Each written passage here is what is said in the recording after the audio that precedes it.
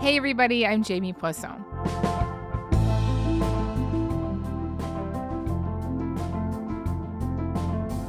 Through the 1960s, the U.S. government waged a war on Black activism and really activism writ large. It was led by the FBI and especially its longtime director, J. Edgar Hoover. The federal government's primary instrument in this war was this secretive project called COINTELPRO, the FBI's counterintelligence program created to, quote, discredit, disrupt, and otherwise neutralize civil rights and other organizations and their leaders. Well, here is current senior White House advisor Stephen Miller on Fox News following the assassination of Charlie Kirk. It is a vast domestic terror movement. And with God as my witness, we are going to use every resource we have at the Department of Justice, Homeland Security, and throughout this government to identify, disrupt, dismantle, and destroy these networks and make America safe again for the American people. It will sound familiar?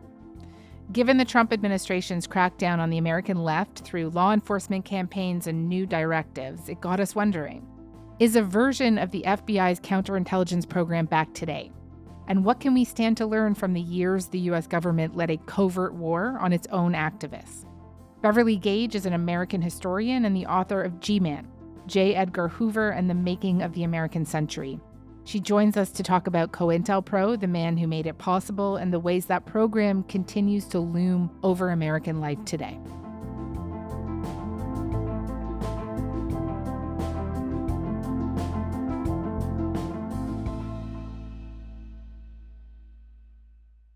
Beverly, hi, thank you so much for coming on to the show. Great to be here. Let's start with the basics. COINTELPRO was the FBI's secret counterintelligence program. It was clandestine and often unconstitutional. What would you describe as the tenets of COINTELPRO? COINTELPRO started in the 1950s as a counterintelligence program. As you said, that's what it stands for, that was aimed at the Communist Party in particular. This was a moment when the Communist Party was really vulnerable, and the FBI thought, if we could just get our informers and various pressure points in there, we can make it collapse altogether. And from that, it really extended out to a network of many, many other organizations, as you said, civil rights and Black organizations, various activists of the left. Interestingly, the FBI of that moment also deployed some of these same tactics against the Ku Klux Klan, against neo-Nazi groups on the right. So while most of it was focused on the left, it wasn't exclusively a program aimed at the left. But it was a large-scale program, not only of surveillance, but primarily of disruption. And the idea was that with any social movement, any activist organization, the FBI had ways of sort of trying to create internal conflict, get people mad at each other, make them ineffective. And so a lot of what they were doing was spreading rumors and false newspaper articles and telling the leader of this group that his girlfriend is sleeping with the leader of that group, that sort of thing. So it wasn't just surveillance, it was active, disruptive measures aimed at manipulating, lying to, and destroying activist organizations. Would it be fair for me to say that the program really came to focus its power and authority on the question of Black activism throughout the 60s, that in some ways that was the heart of the program? I think that is fair. The anti-war movement also bore the brunt of COINTELPRO, but nobody really absorbed it as much as first figures like Martin Luther King, people relatively in the mainstream of the civil rights movement. And then later on, when the Black Panthers came along, they were really the focus of an enormous amount of FBI hostility and attention. When you read through the FBI's now public internal dossiers on the program, they talk a lot about preventing the rise of what they called a, quote, messiah, someone in their words that could, quote, unify and electrify the militant Black nationalist movement. And what was the FBI afraid of at this time? What were they working to prevent? Their main analysis of what was going to keep movements in general, the left in particular, the civil rights movement in particular, weak was division. And so they were seeking to prevent the rise of a single figure who they thought could unify all of these factions. A lot of what they did under COINTELPRO was try to get various factions fighting with each other. So that's what the Black Messiah memo was all about. And it's really fascinating to think that the FBI of the late 1960s believed that it had the power and the ability to determine who was going to be a leader of a civil rights or Black movement in the United States. Now, I don't think they actually did have that power. In the end, they weren't super effective in that particular proposition, but it gives you a sense of their ambition and how they thought about themselves.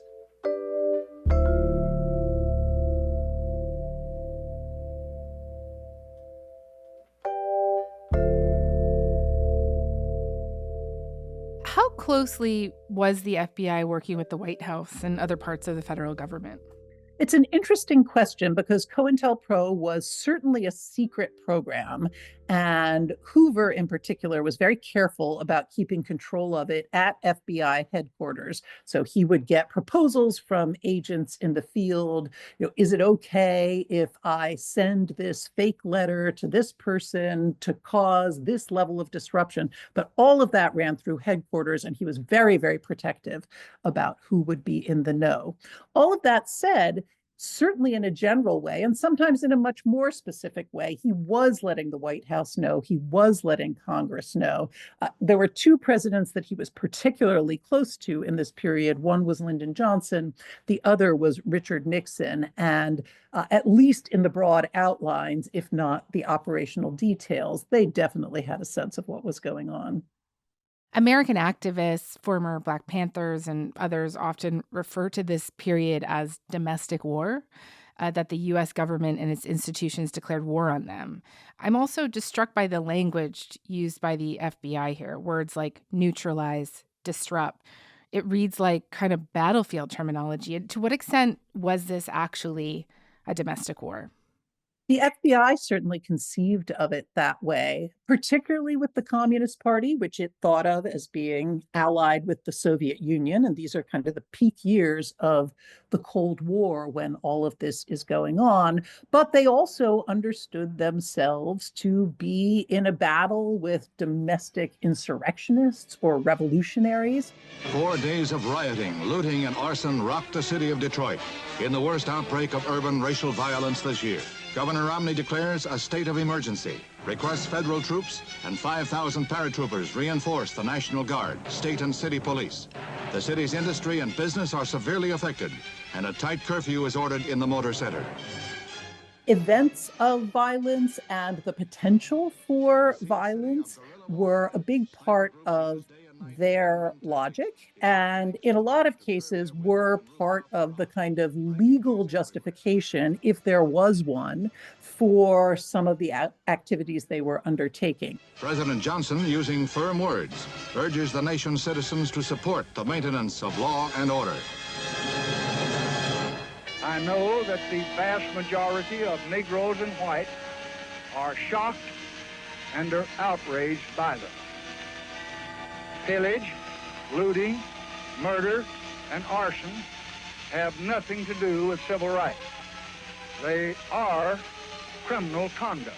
They believed that they were fighting disloyal, revolutionary organizations within the United States that were out to undermine the American way of life, disrupt the Cold War, and sort of destroy America from within. That was the culture of the FBI.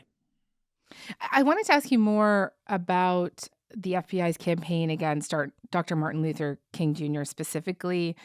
It was known that the Bureau was long involved in a campaign of surveillance and abuse against Dr. King, but you uncovered some really remarkable stuff in your book. There's one letter in particular. And can you just tell me what it was and how you managed to uncover it? It's a really extraordinary long-term campaign, most of which didn't formally take place under the auspices of COINTELPRO, but which used many, many of the same disruptive and divisive tactics.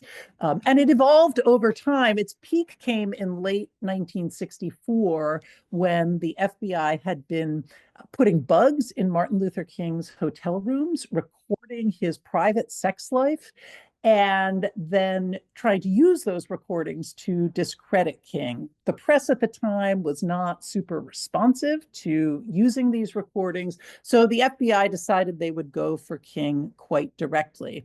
And they shipped him a number of these recordings along with a faked up anonymous letter, allegedly from a Black supporter, saying, I've been disillusioned, you're a hypocrite, you're a fraud, you know what you have to do if you don't want to be exposed in public. And King understood that to be an attempt by the FBI. He kind of figured out where something like this would come from, to get him to kill himself. And so it has since been known as the suicide letter. We had a redacted version of this for many years, but when I was doing research in the archives, I found a full unredacted version with all of the outrageous things that the FBI was saying about and to Martin Luther King. Unbelievable. Unbelievable. What were you, when you found that letter, what was that like for you? It was really wild. I sort of thought, oh my gosh, this is the best archival discovery, also maybe among the most disturbing that I will ever find. Yeah. And it was interesting because I had a researcher at the National Archives just kind of taking photos of this newly reprocessed collection of Hoover's private documents, but he, of course, didn't know what he was looking at. And so then when I saw this, I thought, wait, is this what I think it is? And it turned out the answer was yes. Yeah. Wow. Wow. So COINTELPRO, again, an official government program, was, as I understand it, also involved in the use of political violence. There are a number of assassinations through this period believed to have been carried out by the government in association with this program, but probably none more famous than the assassination of the 21-year-old chairman of the Chicago Black Panther chapter, Fred Hampton. He was assassinated by a team of 14 Chicago police officers and the FBI. He had been drugged by law enforcement and was asleep in bed next to his pregnant girlfriend when he was killed. How indicative was that kind of cooperation of the sort of covert and even violent tactics being used by the federal government through this period? The FBI worked very closely with local police. And in the case of the Chicago police, they had been in a pretty open set of gun battles with the Black Panthers up to this point. So, being involved with the Chicago police, the FBI certainly understood both the potential for violence and the level of vengeance that might be inflicted. They also were infiltrating organizations like the Black Panthers, providing information that made something like Fred Hampton's murder possible. So that is an extreme moment, a moment of real drama and violence. But the tactics, planting informers, sharing information, were all very, very standard for COINTELPRO.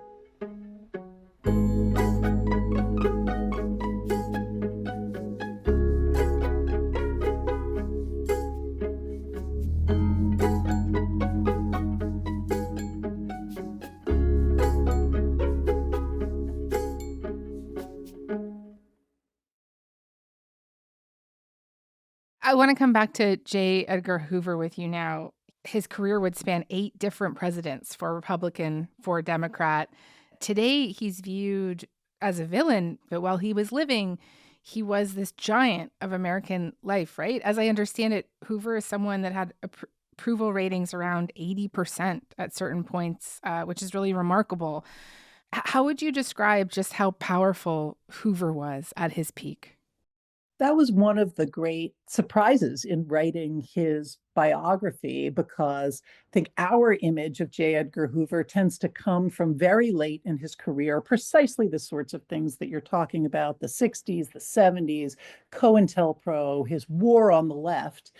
But for most of his career, he was one of the most popular figures in American politics. I am pleased to report that today, all law enforcement presents a united front against so-called fifth column activities in every state, county, and municipality throughout our land.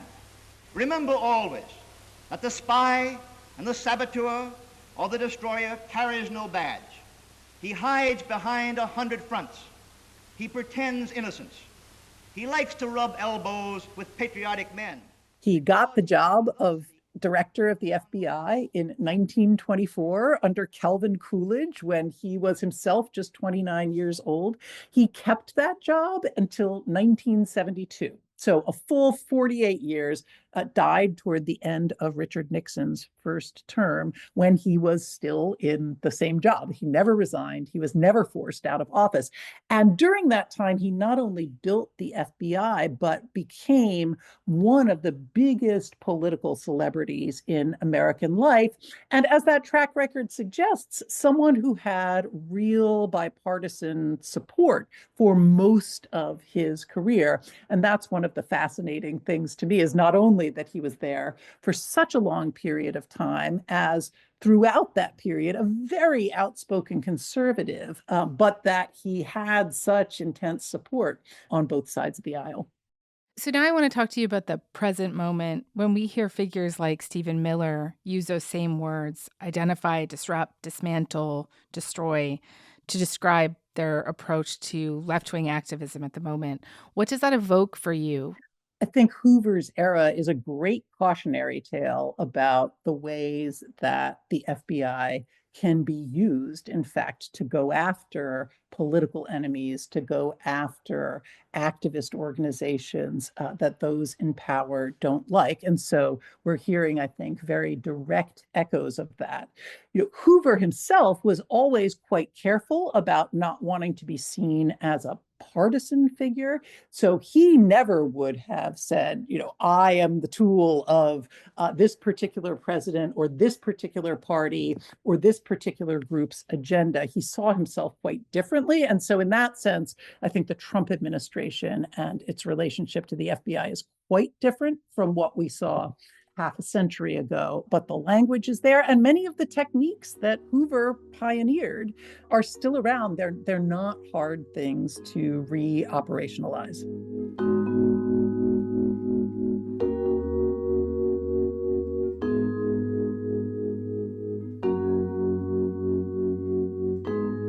We recently did an episode on the history of anti-fascist protest and Trump's terror designation of Antifa. What we didn't mention was a new directive, the National Security Presidential Memorandum 7, or NSPM 7, issued last month. It orders U.S. agencies to prioritize investigating and prosecuting those allegedly tied to domestic terrorism or organized political violence. Again, as a historian living through this moment, how do you read directives like this? That particular directive brought up two things for me. One is the ways in which violence, political violence, whether you're calling it terrorism or something else, has often been the justification for these kinds of programs, laws, directives that end up bringing in a whole big net of activists who have nothing to do with violence. One example from history, a law called the Smith Act, which was aimed at penalizing groups that advocated the violent overthrow of the US government, but in the end ended up producing a bunch of trials and convictions of people who had been involved in no acts of violence whatsoever. So that has often been the logic. It has a lot of rhetorical power. It has a certain amount of legal power. And so that seemed very resonant. The other was the idea of anti-fascism itself, when the FBI was going after the left in the 1940s and 1950s, one of the ways they identified whether someone had been a communist in the 1930s was to say that they had been prematurely anti-fascist.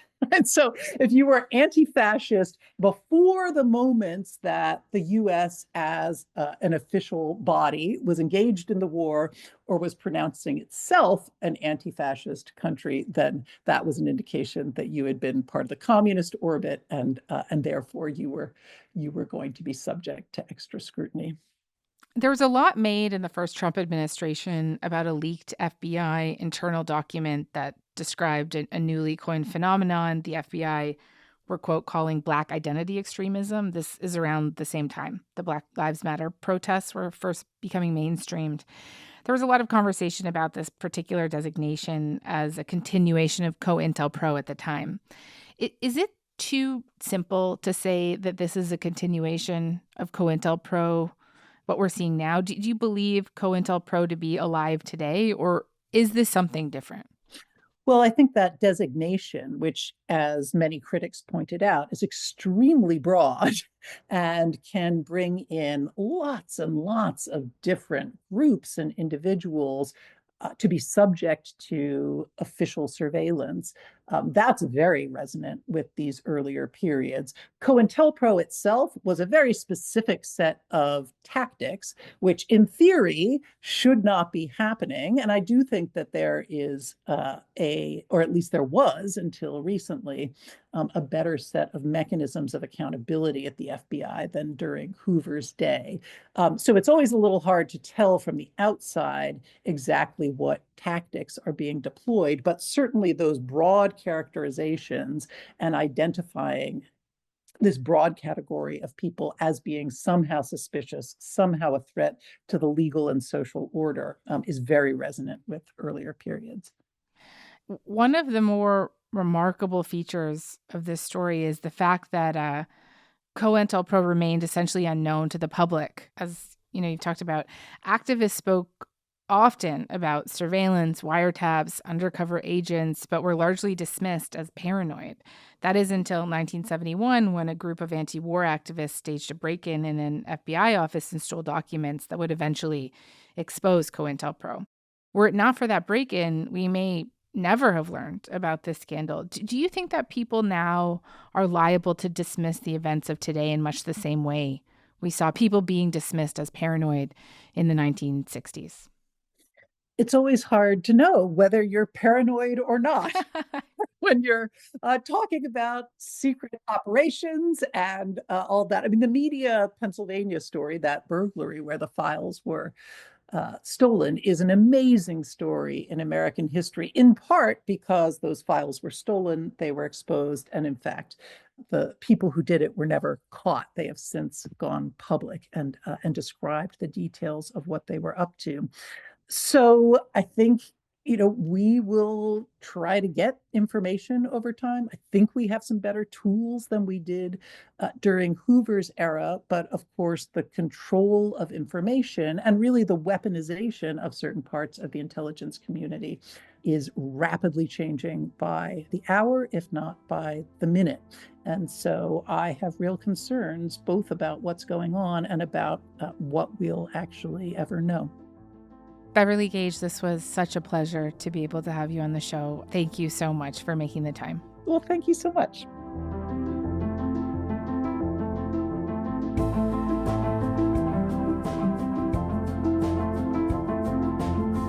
All right, that's all for today. I'm Jamie Poisson. Thanks so much for listening. Talk to you tomorrow.